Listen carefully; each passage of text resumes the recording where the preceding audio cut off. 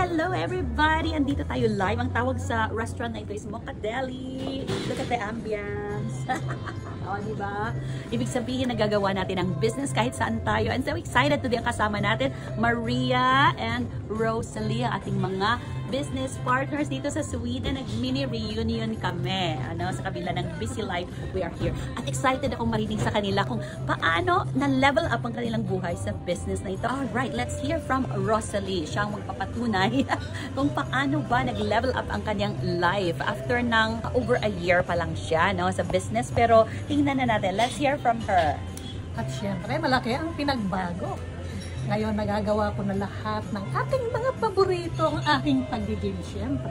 Meeting us. Meeting you, my friends, and then I get to travel wherever I want, anytime I want.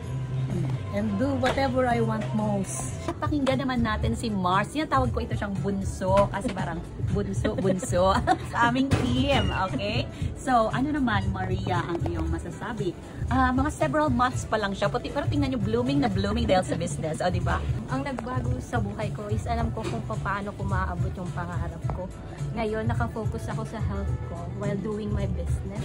Kasi for several years, naghanap talaga ako kung paano ko mapapriority yung health ko, pero hindi ko masasacrifice yung time at saka yung financial help sa family ko.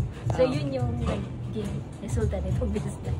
O, diba? Ang galing. So, before we end, let's hear again from Rosalie. Yes, hindi lang po mga mommies, mga grandmommies din po kagaya ko.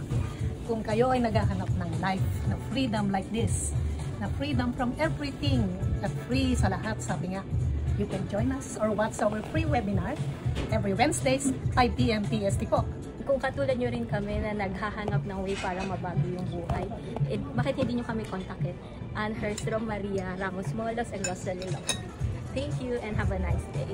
Okay, maraming salamat sa iyong panonood. So, if your values and goals align with us, we are just here. We're just a message away and we will personally guide you the steps. O siya, kita-kits tayo next time. God bless!